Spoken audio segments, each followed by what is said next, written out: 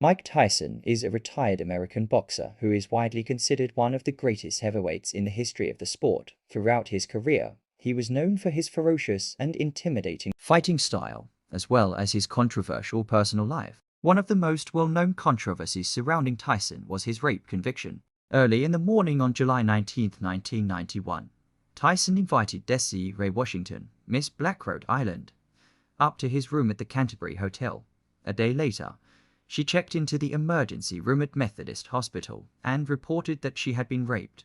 The subsequent trial was highly publicized and was a media circus. Washington was subjected to intense scrutiny and was accused of being a willing participant in the encounter. Tyson's defense team also faced criticism for their tactics, which included attacking Washington's character and credibility. He was eventually found guilty and sentenced to 6 years in prison, of which he served 3. The trial and subsequent conviction sparked widespread outrage and further tarnished Tyson's already troubled reputation.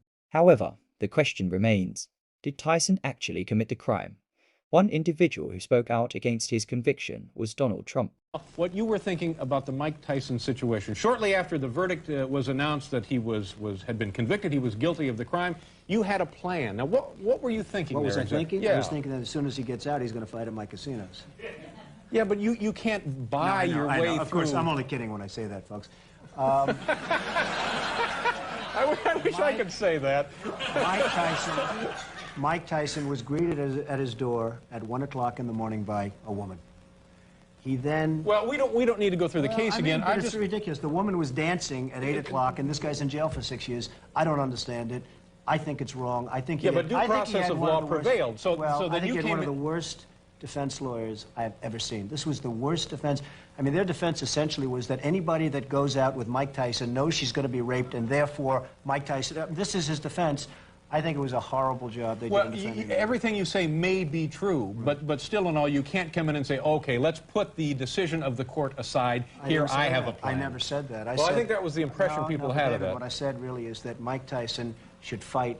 Mike Tyson should supply millions and millions and millions of dollars to rape victims, and I think that's a hell of a lot better than him sitting in a jailhouse for 6 years. Now, let him do some time, let him do some this, but this man could supply $30 million just from one fight.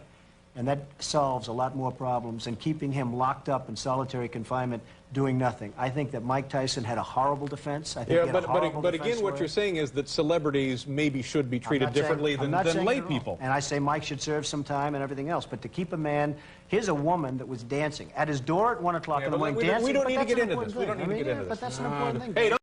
However, a compelling case for the conviction can be found in Tyson's past.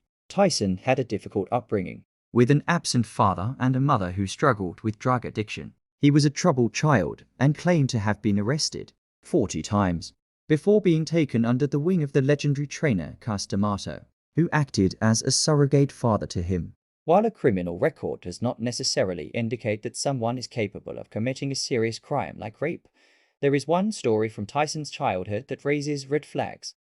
What's going through your mind when you pull a gun on Mike Tyson? That's a scary thing to do. You know what's scarier? And that's fine, that's fair, the way you, boom, you banged it in there. You know what's scarier? Having an 11-year-old girl who had been approached by him, you know, and told by him what he was going to do to her and everything else. Knowing that and not doing something about that and not stopping that. Knowing that I could do something. Knowing that the next time he might rape her. Well, he probably will. I know that's tough for me, but hey, I have the right to say it because I lived it. And I saw what he did, and so, you know, did he rape her? No. But he told her what he was going to do to her. She was 11 years old.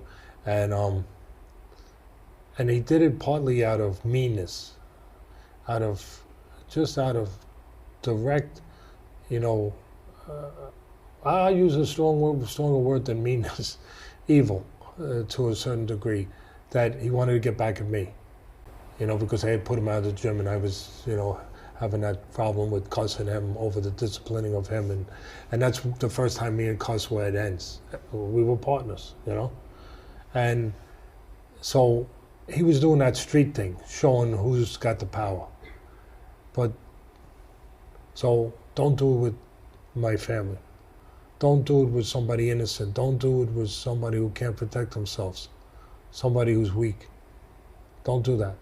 This additional context adds credibility to the story and makes the incident seem more plausible. The conviction had a significant impact on Tyson's career and personal life. He was banned from boxing for several years and struggled to regain his footing in the sport upon his release from prison. He also faced numerous legal and financial problems, and his personal relationships were strained. In the years following his release from prison, Tyson attempted to rebuild his career and repair his reputation, but he was never able to fully regain his former level of dominance. He retired from boxing in 2005 and has since focused on other ventures, including acting and business. Despite the controversy surrounding his rape conviction, Mike Tyson has made efforts in recent years to rehabilitate his image and move past his troubled past. In addition, Tyson has used his platform to advocate for various charitable causes and has worked to improve his relationships with his family and loved ones. While his past may always be a part of his story, Tyson has demonstrated a commitment to personal growth and redemption.